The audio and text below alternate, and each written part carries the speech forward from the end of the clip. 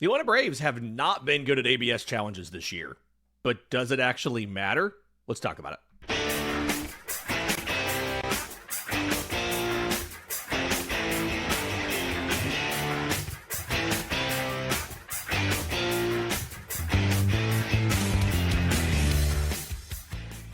Yes, welcome on in to Braves Today, a production of the Believe Podcast Network and presented to you by FanDuel. I'm your host, Lindsey Crosby, author of the Braves Today newsletter over at bravestoday.com.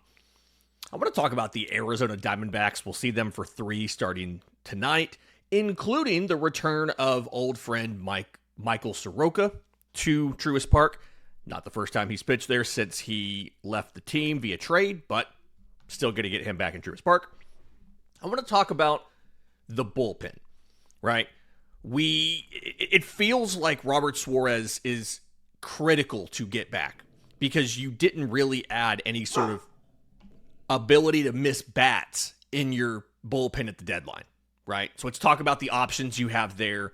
If you don't get Suarez, who can step into that role, etc. But before we do that, there's been a lot of conversation about ABS and about, I think the general consensus, which is not wrong, is that the Braves are bad at it. The Braves are not good at challenges. It has been particularly bad for the Braves when they are the batting team. Atlanta's success rate is 39%, which, of all 30 teams, is the worst in baseball. That is the lowest winning percentage for any offensive team in the game. And I think I want to look at this from a couple different perspectives. I think the first one that I want to look at is, does this matter? Which sounds dumb, right? Everything matters. But I think it's a measure or a perspective of how much does it matter. We can absolutely not like the fact the Braves are bad at this. We can absolutely say they need to be better at this. I don't know if this is something that is actually hurting the Atlanta Braves to the extent where we need to make a big deal out of it, if that makes sense. And there's a few reasons for that. Okay. The first reason is, yes, Atlanta is the worst, 39%. First reason is there are some really good teams who are also very bad at it. The Milwaukee Brewers are at 44%. They're 5% above Atlanta. The Braves are 30th. The Brewers are 24th. So clearly, just being bad at ABS when you're on offense does not mean that you are doomed to underperform where you could be. Now, not true for everybody. The Dodgers are at 52%. They are the 6th best team offensively at challenging. But there are other good teams that are down here in the mid to low 40%. The Tampa Bay Rays are 45%. The Chicago White Sox, the first place Chicago White Sox, 45%. There are other good teams that are not good at ABS. And that, again, that's just offensive rankings. But part of the reason I don't necessarily think this is as bad as we think it is the fact that, 2, how many times this happens and how this measure in and of itself is skewed. Okay? So 1, the Braves have the 6th fewest challenges. Milwaukee, coincidentally, is like next to lowest. Atlanta has 104 challenges on the season entering tonight. Milwaukee's at 93. The least number of offensive challenges, meaning the hitter is challenging, is the Padres with 92. So one argument you could make that these ABS challenges aren't hurting the Braves a ton is that it's not like they're firing off 150 challenges like the Mets are. The Braves are pretty restrained when it comes to challenges. And the thing that I don't have, the information I don't have here on this, is how many of these challenges are in the 9th inning. Or those challenges where we're pretty sure they're going to lose, But you might as well do it because, one, you can't take the challenge home, and two, you never know if you can be surprised by this. Challenges in the 8th and 9th inning, and I don't have detailed stats on this. I don't think StatCast breaks this out yet. Challenges in the 8th and 9th, anecdotally, feel like they're a lot less likely to be successful because guys are just firing it off at the hip just to check and see. You never know, right? You hate getting struck out there, but you never know. Let's go ahead and let's check just in case. The other side of this is that when the Braves are doing challenges as the battery, right? So the catcher and the pitcher, which is, again, almost entirely the catcher, right? Atlanta's actually one of the better teams at getting overturns. The Braves are at 60, which is tied for 10th. They're tied. They're above LA. They're above Tampa. They're well above Milwaukee. There are playoff teams who are ahead of them. The Cubs are ahead of them. Arizona from this weekend. Philly's ahead of them. But for the most part, Braves catchers have been better than average at getting the calls defensively. StatCast classifies that as fielding challenges. The Braves have been among the best at doing that. And they are closer to the middle on how often they do it. So is the fact that they do more defensive challenges than offensive challenges, and they're better at defensive challenges, does that offset the offensive ones? And then when you dive into the individual numbers for individual players, I think there's something worth pointing out on Atlanta's stats. So when you look at the individual challenges by Braves hitters, we know Ronald Acuna Jr. challenges a lot. He's 9 for 19. 47% win rate. It's actually the 6th best rate on the team. And most of the guys ahead of him have 1 or 2. Ha-Seong Kim's 2 for 2. Drake Baldwin's 1 for 1. Sean Murphy's 1 for 1. This is as a hitter. Eli White is 2 for 3. Right? White's not even here anymore. Kim's barely playing. So among people with, let's go with 5 or more challenges, Ronald Acuna Jr. has the 2nd best winning percentage at 47%. Now it feels like it's not helpful because he has 10 losses, but he has 9 wins. He's flipped 3 strikeouts, kept the at-bat alive. He's gotten himself a walk when he normally wouldn't have. He is challenging a lot more than expected, but from a winning percentage-wise, he's actually doing better. He's doing better than Ozzy. Ozzy's 4 for 9. That's a 44% rate. He's doing better than Matt Olson. Matt Olson's 5 for 17. So on the raw numbers, Ronald's not the worst on the roster. Now, when you look at the value you get from those, you can have a complaint that Ronald's not doing well there. If you look at the run value, as in net run value more or less than expected from seeing the pitches, Ronald's one of the worst. But like Mauricio Dubon is much worse than Ronald, both from a winning percentage perspective and the run value on those. And Mike Yastrzemski and Drake Baldwin are among the best. But at the end of the day, I don't know how much this is actually mattering. When you look at, there's a fun thing they do on StatCast, and they're looking at overturns for and against. An overturn for is something where a player has a call that would go against them changed because they challenged. Atlanta is, when you combine batters and fielders, Atlanta is 3rd from the bottom. 119 overturns for, meaning overturns in Atlanta's favor.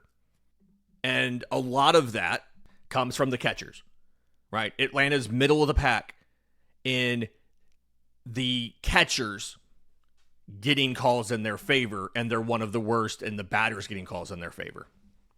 But at the same time, the teams that have played Atlanta have not been good at getting overturns against Atlanta, meaning the opponent challenge changed your call for the worse.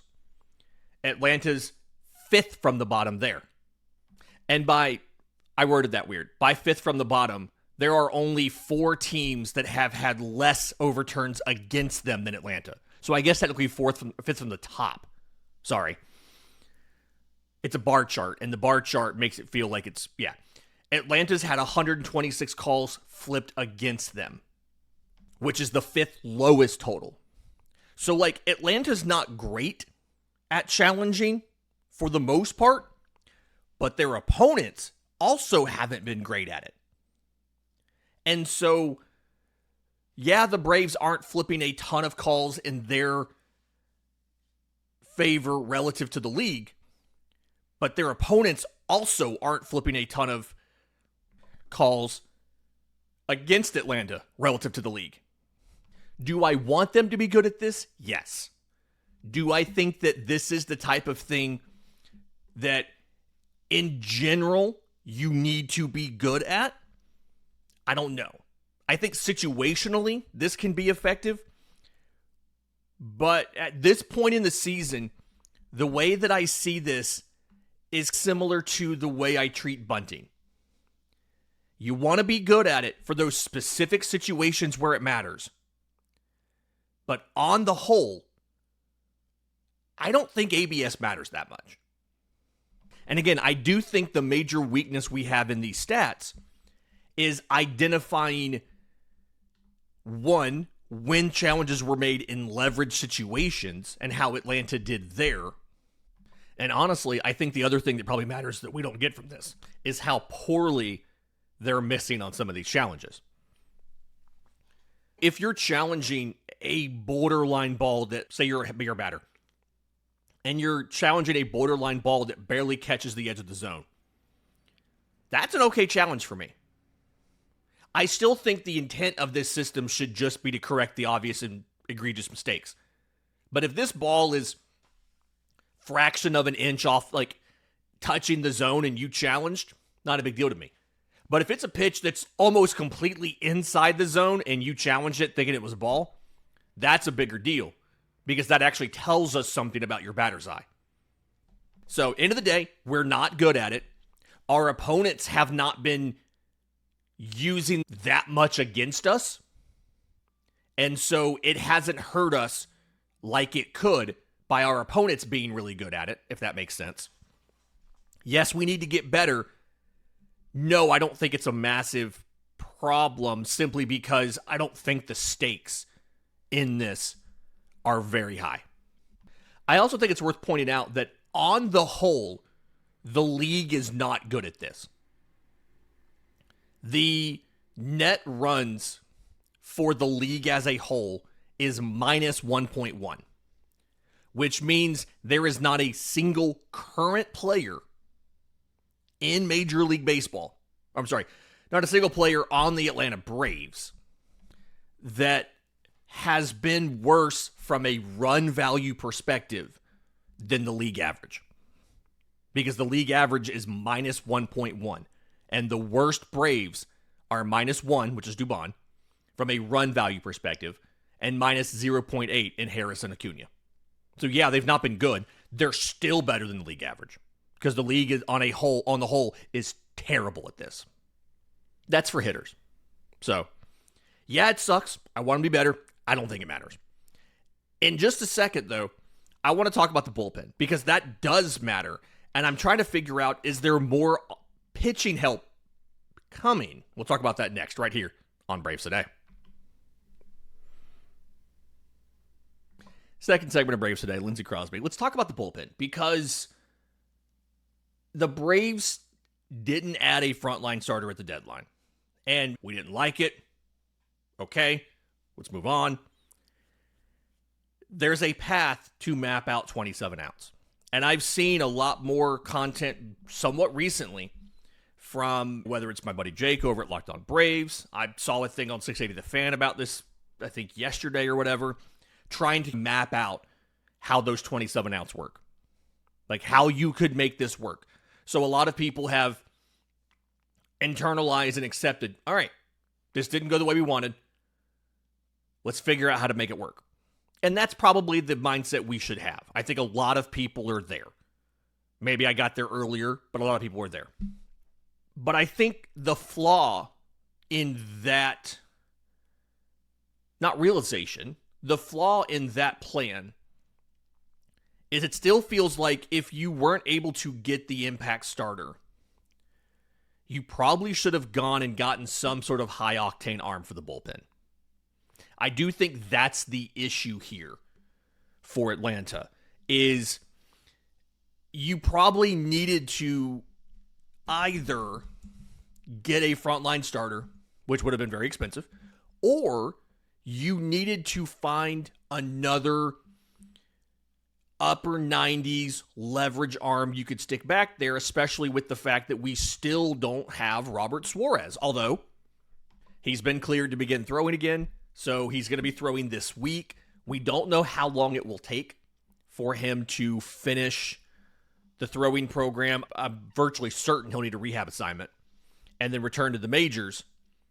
But provided there are no setbacks, you can absolutely see a scenario where you have Robert Suarez in October. I think it's, knock on wood, providing there's no setbacks, I think it's safe to say you're going to get Robert Suarez in October. And the reason that helps is if you look at Atlanta's relievers this year from a stuff plus perspective, which is the whole thing that I wrote about when trying to explain or understand why AA didn't get a Casey Mize or whatever at the deadline. Tied for third highest stuff plus in your entire bullpen is Robert Suarez. It's a big fastball as part of a 4-pitch mix. Everything's at least 100 or better. The 4-seam fastball is a 118. It is actually, if I hit the sort, it is actually the best stuff plus fastball on the entire relief corps. For every reliever that's thrown for the Braves this year, it is the best fastball, bar none. So getting him back is a big part of this. And the math's a lot harder if you don't have him. You can replace him with a Didier Fuentes. But the problem is that then complicates the plan of, oh, hey, we're going to give Didier Fuentes 6 outs. Maybe piggybacking the starter, maybe opening the game, maybe 5th and 6th inning or 6th and 7th or whatever, right? And I do want to be clear that just stuff plus is not necessarily enough. You know who's tied with Robert Suarez via stuff plus at 109? Danny Young. I don't think any of us want him throwing high leverage innings in October. Now, part of that, his locations are atrocious. He has a 92 location score, meaning his overall pitching score, which is stuff plus location, is barely league average. But if you're going off of sheer stuff and kicking out the poor location guys like a Danny Young, it's easy to see your bullpen is Didier Fuentes, Dylan Lee, Robert Suarez, Dylan Dodd. The numbers say Hunter Stratton should be in that group too, and I think that's a surprise to all of us. His slider's a 121, but he's with the Padres now. So what can you do, right? We dealt him to the Pirates for Joey Bart, and then they dealt him to the Padres at the trade deadline. So there you go. Tyler Kinley deserves to be up there. And Victor Medeiros doesn't have the locations, but Victor Medeiros deserves to be up there too. And so when you look at like a postseason bullpen, kind of going with your main 8, ignoring that in a best of 5 series, you're going to use 3 starters, so you're going to get 2 extra bullpen spots. And they're probably going to go to guys who give length, right?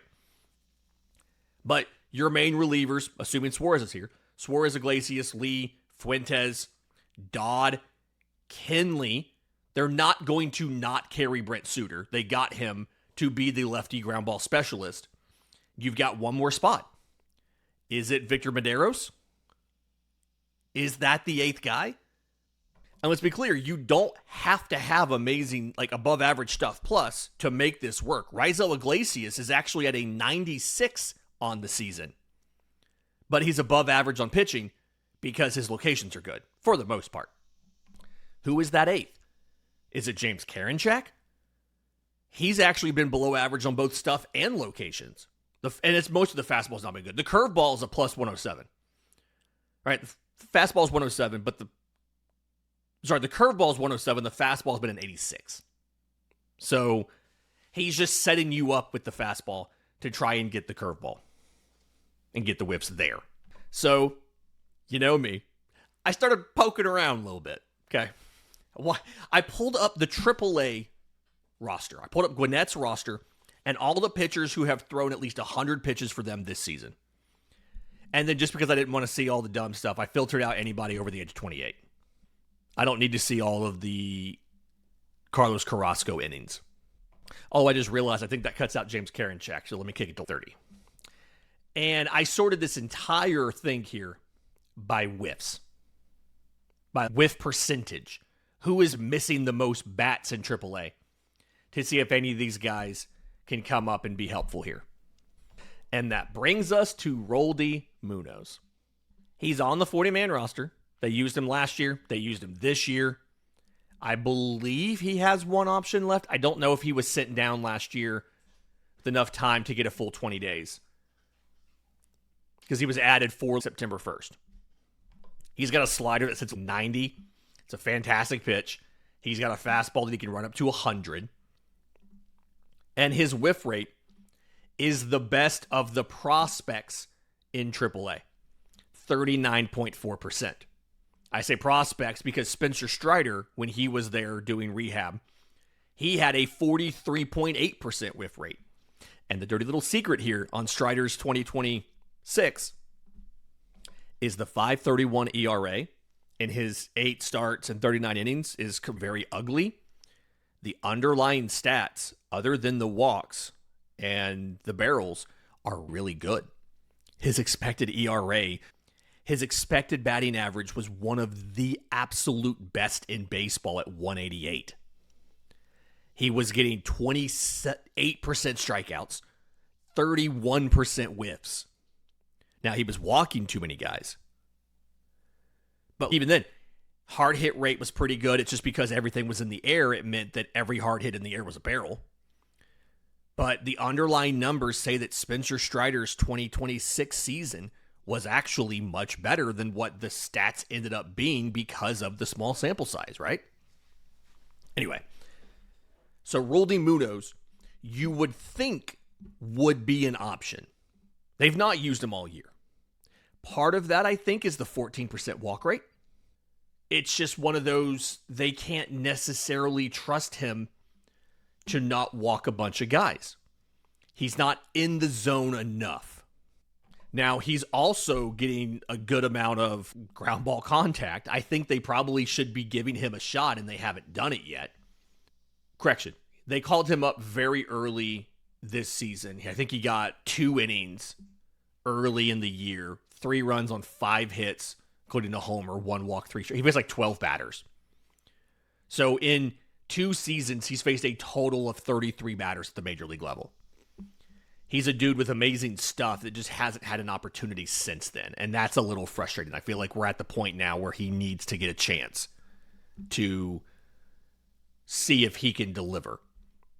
His ERA in Gwinnett's a 3.35. 40 innings pitched, 57 strikeouts. He's allowing opposing hitters to hit like 190. Now, part of the problem there is his whip is 1.3 because he's got a bunch of walks, right? He's the on base he's allowed is 314. The slugging he's allowed is 293. It's like you either strike out or you draw a walk or you hit a single. You're not doing much of anything else against Roldy Munoz. But the problem is, I think the walks are going to be what keeps him from getting a shot. But you could see how the stuff is there to be a piece. And maybe in September when rosters expand, maybe he gets called up. You look at some of the other options. There are guys, you look at the whiffs that we already know about. Didier Fuentes, Dylan Dodd. Karinchak was getting 4th highest, or I guess technically 5th highest with Strider, 5th highest whiff rate in Gwinnett this season. 34.2%. But he's also getting hit pretty hard. And it's a lot of barrels. And it's a lot of fly balls. And again, he probably should be up here. The hard part is he's really only throwing those 2 pitches. And it really feels like under Jeremy Hefner, they don't want one-trick pony relievers. Didier Fuentes has been the exception because he's been so good. And even then, under Sean Murphy, he's throwing more splitters. He's throwing more sliders. It's not just mainline the fastball for 4 batters and leave the game. There's an interesting name on here, too, in Herrick Hernandez. He also has a really bad walk rate. I wrote a big, long piece about him this morning over on the newsletter, bravetoday.com, talking all about what he can do, what he's done so far, how he's one of the most unhittable bats in the organization, but he's got to get the control in line. I think that there's a lot of promise there. I think that if you can get that worked out, he's going to end up being a frontline starter. I think if you don't, he's going to be a bullpen arm. And he's probably going to be a 7th inning guy. If he finds some more velo, maybe you bump him till the 8th or something. The fastball slider is awesome. The curveball's been the big differentiator to let him be a starter this long. Everybody kind of thought he was going to end up being a reliever when he was 5'10", dude, that really just has 2 pitches out of college. The assumption there is he's a reliever. He's beating the bullpen allegations so far. And like when you look at a bunch of these other names down here, Owen Murphy's got decent whiff rates.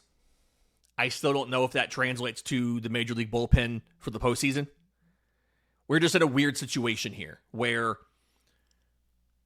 you're probably best suited to fill that final spot from the guys that you have, right? If you get Suarez back, Suarez, Iglesias, Lee, Fuentes, Dodd, Kenley, they're going to carry Suter. Is the 8th guy Medeiros? Is the 8th guy, I don't want it to be Danny Young. Do they maybe think they can help him mechanically get the control back after TJ and it be Danny Young, which would give you 4 lefties? I don't necessarily know, but that's the big question we need to answer. And I think when rosters expand in September, that extra bullpen spot needs to be auditions for guys, right? I'd love to see Blake Burkhalter get a shot. I'd love to see Hayden Harris get another chance to see, after he got away from the early season walk issues that he had, can he now be that guy? A lot of things to like here. We just got to figure out who that guy's going to be because there wasn't some sort of high-octane arm added at the deadline. And then the final 2 spots are going to go to guys who are currently working as starters, probably. Grant Holmes, Ronaldo Lopez, Martin Perez, we don't know.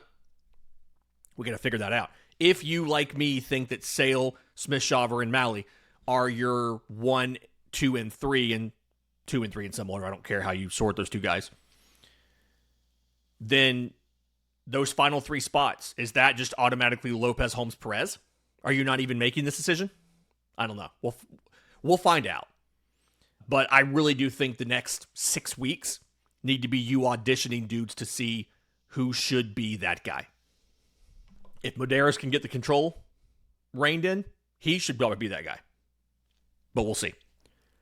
All right, in just a minute, let's talk about the Diamondbacks. Because this is a surprisingly important series this weekend.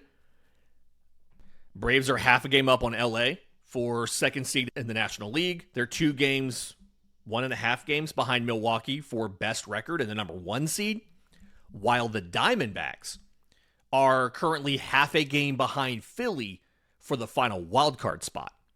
So, matters for both teams. Let's break it down next, right here on Braves Today. Final segment of Braves Today, Lindsey Crosby. The Diamondbacks have had, from an injury perspective, they've had a 2025 Braves. They can go on. They currently have 5 starters on the injured list. 2, now, in all, to be clear, 3 of them went down last year. 2 of them. 2 of them went down last year. Blake Walston went down for Tommy John March of last year. I'm surprised he's not back yet. Corbin Burns went down for Tommy John in June of last year. But they just got Michael Soroka back. He was down with, I think it was the hamstring injury. Zach Gallen's currently down since July with elbow inflammation / bruised ERA. Christian Mina has been down since June for shoulder surgery. Ryan Nelson's been down since June for a strained elbow. They lost 4 guys out of their rotation in the span of about three or 4 weeks. Because Soroka, and it was a glute strain, not a hamstring strain, he missed 6 weeks. So he went down right after Gallen did. They lost 4 rotation guys in the span of a couple weeks, which we all know what that's like. We dealt with that last year. And so they've been making it work with Mitch Bratt and guys like that in their rotation for a little while. Their bullpen is also dealing with a lot of guys that are out. They had moved Dre Jameson back there. He's been out since July with hip inflammation. They lost A.J. Puck and Justin Martinez to Tommy John surgery within a week of each other last year. Andrew Southrank went down with a shoulder issue in spring. They lost Ryan Thompson just a couple weeks ago with a back issue. And then Paul Sewald just was bad, and they ended up having to let him go. They're running a 3-man committee at closer, and none of them are really working out that well. Atlanta's going to have the bullpen advantage here. They signed Zach Littell after he was DFA'd by Washington. He's working as their long man right now. But a lot of these names are either, oh, wow, that dude's still playing, or I've never heard of this guy in the bullpen right now. Jonathan Loaizaga signed as a free agent in January. He's a surprisingly key cog in their bullpen. Brandon Garcia, listen, I consider myself to be somebody who watches way too much baseball. I have never heard of Brandon Garcia until he's now one of the closers in Arizona. Kevin Ginkel's working as a closer too. Like, what? Braves have the bullpen advantage. Outfield-wise, they had a 2024 Braves outfield situation. Lourdes Gurriel came back from his knee injury, strained a groin just about a month ago. He's been out. They moved Jordan Lawler, who I was talking about in the offseason you should try to trade for and see if you can make him a shortstop again. They had him at third base. They moved him to center field. He strained a hamstring in June. He's been out since then. Tommy Troy, who has been one of their top utility guys who can play infield and outfield, he has a sprained shoulder. He's been out since mid-July. So they were down 3 outfielders. They still had Corbin Carroll. He had an awful start to the year. They signed Max Kepler as a free agent after he was unceremoniously just cut by Philadelphia in June. And then they traded for Lars Nootbaar at the deadline, which, little jealous there. Nootbaar's a guy I've wanted the Braves to get for a while. He's one of those perpetually all the inputs are there, and we just haven't he hasn't broken out, but it feels like it's on the cusp. And so maybe I'll continue thinking next year's the year, right? They called up prospect Ryan Waldschmidt. He's the starting center fielder. And they still have Corbin Carroll. They still have Gabriel Moreno. They still have Ketel Marte. They added old man Nolan Arenado, who is not the guy that he has been. He's hitting a lot of 5th and 6th. But you can see how this is still a dangerous team. You have to be careful. Arenado's been on a heater recently. Ketel Marte's been on a heater recently. Carroll is still Corbin Carroll, still very dangerous. And then a lot of these other guys they've not been great recently. Kepler's not been great, things like that. But it's kind of when we played a struggling Padres team or when we played a terrible Giants team. And I was like, hey, remember, good players, talented players that are having bad years can still sometimes play like talented players. And we saw, I think it was Willie Adames had 2 home runs off of us or something in the 3-game series. You can see it. It's here too. You can see it here too. It's also a small little bit of revenge game potential. James McCann is here. James McCann was in AAA with us last year, and he was the one that went on the record to complain about the way the organization treated Craig Kimbrell. Kimbrell had been in Gwinnett with them for 2 months or something. Atlanta called him up and flew him across the country to pitch on short notice out of the pen. I think he pitched like once, and then they DFA'd him. Once or twice or whatever, and apparently that got the Gwinnett clubhouse upset. And James McCann was the one who went on the record to complain about that. And then he Atlanta later released him from his contract, from his minor league deal, so he could sign a major league deal with Arizona. And he's been there ever since. So little revenge game potential there too. I still like Atlanta this weekend. I think the pitching matchups kind of favor Atlanta pretty well. It's Chris Sale tonight versus Brandon Pfaadt. Brandon Pfaadt has been one of their best pitchers, but he's not having a good year. Brave Today sponsor FanDuel has Atlanta as a very clear and obvious favorite on this one in a low-scoring game.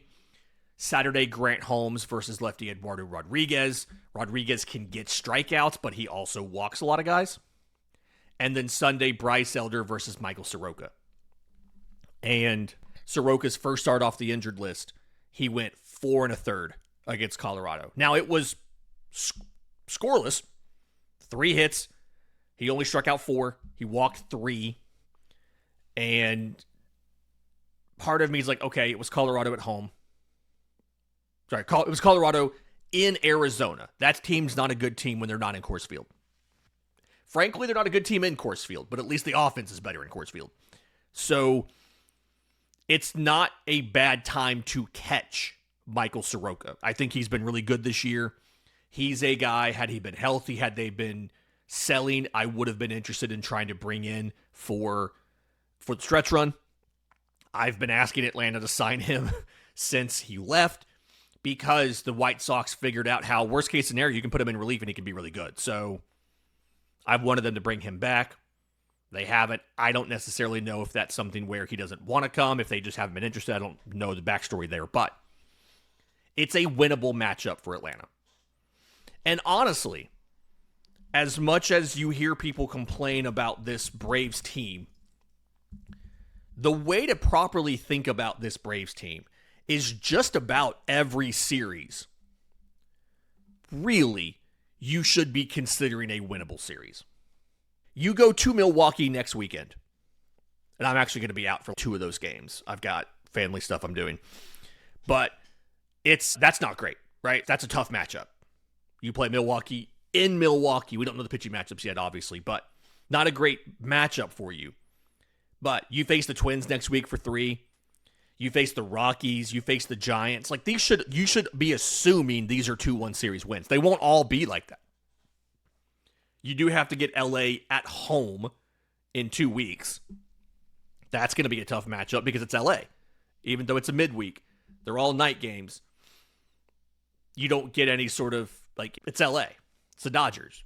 You're probably not going to be favored to win those games like you would everything else. But for the most part, you should be assuming in any series, even when you go to Philly, the start of September, even when you go to Philly, the mindset should be Atlanta should be favored in this series.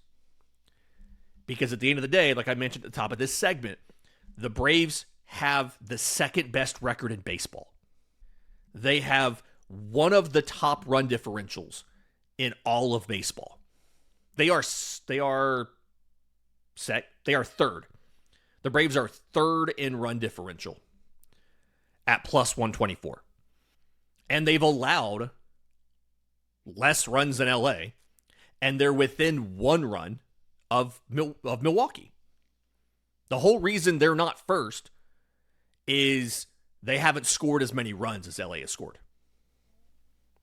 LA's also played 1 more game, but the difference is enough where it's not because of that. It's 17 runs. It's a 17-run difference. At the same time, it's a 17-run difference over 121 games. Really, it's just there is a tier of teams at the top in baseball. It's the Braves, Brewers, and Dodgers in some order. The Dodgers are going to be the favorites. They're always going to be the favorites until further notice. But any of those teams can beat any other of those teams. And the Braves have done it. They've beat the Dodgers in a series. They've beat the Brewers in a series this season. I know it wasn't October. But I just need everybody to understand. You're favored against the Diamondbacks this weekend. You should be. Most of these matchups outside of LA and Milwaukee, you're going to be favored in, and you should be. And they're not going to win all of them because that's baseball. That's what a small series looks like. The pitching matchups matter. The little weird fluky things like we saw in New York. A balk call. Ozzie getting thrown out at third base before the run scores. The little things matter. But you should be favored. And hopefully after this weekend, the Braves handle their business against Arizona. I would kind of hate to give Philadelphia some help if you do that. That's frustrating. But hopefully the Braves handle their business against Arizona. And then you can go into Minnesota next week.